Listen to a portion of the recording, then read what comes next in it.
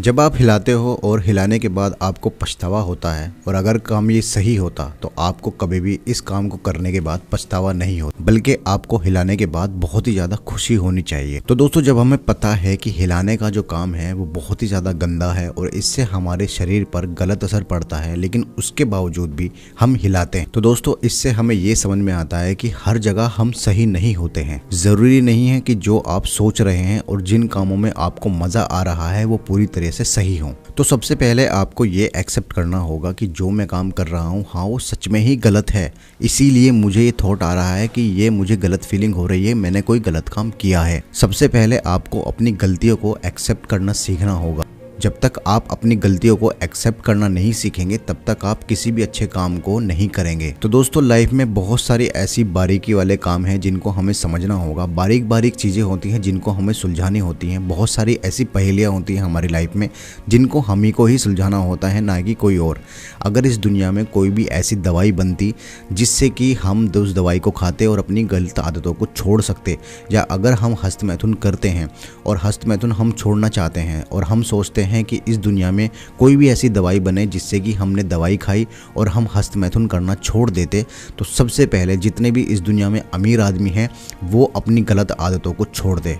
दोस्तों, ज़रूरी नहीं कि डॉक्टर का बेटा डॉक्टर ही बने या फिर आईएएस ऑफिसर का बेटा आईएएस ऑफिसर ही बने। ये डिपेंड करता है उसकी सोचने की क्षमता के ऊपर, उसकी समझने की क्षमता के ऊपर और उसकी पर्सनैलिटी के ऊपर। इस दुनिया में जितने भी लोग कामयाब होते हैं, पढ़ाई का तो बहुत ही ज़्यादा महत्व है, लेकिन उसके साथ साथ में उनकी पर्सनैलिटी भी होनी चाहिए। पर्सनैलिटी का मतलब क्या होता है? जैसे कि एक आईएएस ऑफिसर है, आईएएस ऑफिसर की पर्सनैलिटी आप देखेंगे कि वो कितनी भी बुरी परिस्थितियों में हो, कितनी भी बुरी परिस्थितियों होने के बाद भी उसके चेहरे पे कोई भी ऐसे भाव नहीं देखेंगे आपको जो घबराहट के हों।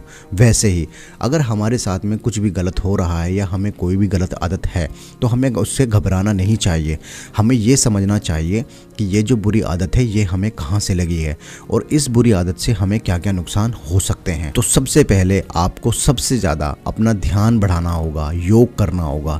ध्यान एक ऐसी पावर है जिसे करने के बाद हम बहुत सारी परिस्थितियों में होकर भी अपने आप को निकाल सकते हैं। हमें उसके बाद ये समझ में आएगा कि हमारे दिमाग में जो गलत विचार आ रहे हैं वो मैं एक्सेप्ट करूँ या ना करूँ, उन सभी चीज़ों को समझने की ताकत आपके अंदर पैदा होगी।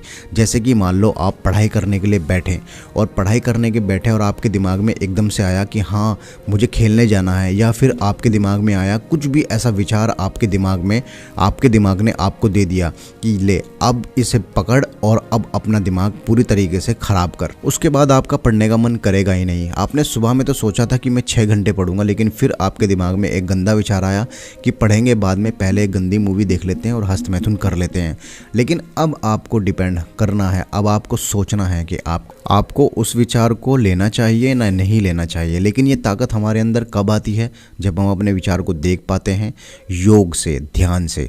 तो इसीलिए हमारे देश में सबसे ज़्यादा जोर दिया जाता है मेडिटेशन पर, यानी ध्यान पर। लेकिन कुछ लोग क्या करते हैं कि ध्यान के नाम पर मज़े लेते हैं, यानी आंख बंद करके पड़े हुए हैं, उसको ध्यान नहीं बोलते, उसको टाइम वेस्ट करना बोलते हैं। तो सबसे पहले आपको समझना होगा किसी भी फील्ड में उतरने के लिए उसके बेसिक्स आपको क्लियर होने ज़रूरी हैं।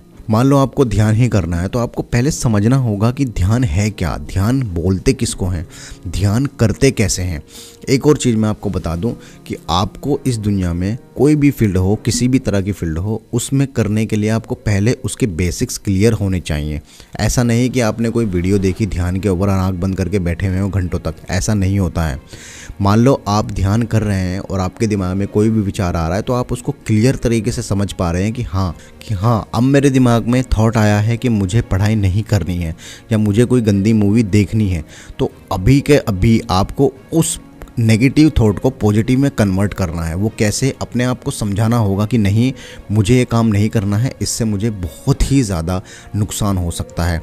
तो जैसे जैसे आप इसकी प्रैक्टिस करेंगे, एक दिन में तो ये काम होने वाला नहीं है, लेकिन जैसे जैसे आप इसकी धीरे धीरे प्रैक्टिस करने लगेंगे, धीरे धीरे आपका दिमाग वही पॉजिटिव थॉट्स लाने लगेगा जिससे आपको बहुत ही ज़्यादा फ़ायदा होगा, ना कि कोई नुकसान। दोस्तों, जिस वीर्य को आप नाली में पानी की तरह बहा रहे हो, आपके शरीर के लिए ये वीर्य कितना अनमोल है ये आपको अभी नहीं पता है। एक पेड़ बिना पानी और बिना हवा के शांत और सूखा पड़ जाता है, वैसे ही आपका शरीर भी अगर आप बार बार वीर्य बहाएंगे तो आपका शरीर भी कमजोर और सूखा पड़ जाएगा। दोस्तों वैसे ही मनुष्य भी बिना वीर्य के शांत और सूखा पड़ सकता है। दोस्तों अगर किसी इंसान के शरीर में खून की कमी है और वो उसने कभी भी हस्तमैथुन नहीं किया है और अपना वीर्य नहीं बहाया है, वो भी एक लंबी उम्र जी सकता है, क्योंकि आपके शरीर के लिए खून से ज़्यादा वीर्य बहुत ही ज़्यादा इम्पोर्टेंट है। दोस्तों वीर्य बहुत ही अनमोल है आपके शरीर के लिए। दोस्तों क्या आपको पता है कि आप लोगों को पता है कि आपके शरीर में वीर्य कैसे उत्पन्न होता है?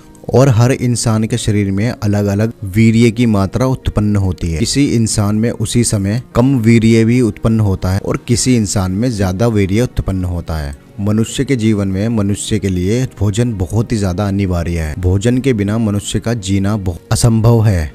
मनुष्य जितना भी भोजन करता है वो सारा भोजन पेट में जाकर पचने लगता है और फिर उसका रस बनता है और उस रस का 5 दिन तक पाचन होता है और फिर खून पैदा होता है और उस खून का भी 5 दिन तक पाचन होकर मांस बनता है। और ये एक ऐसी क्रिया है जो मनुष्य के शरीर में 1 सेकंड के लिए भी बंद नहीं होती है। एक को पचाकर दूसरा और दूसरे को पचाकर तीसरी क्रिया शुरू होती है। ऐसे करके एक एक करके सारे पदार्थ तैयार होते हैं आपके शरीर में। उसी प्रकार मैदा से अस्थि और अस्थि से मज्जा और उसके बाद आपका वीर्य बनता है और फिर वही वीर्य ओजस के रूप में पूरे शरीर में फैलता है।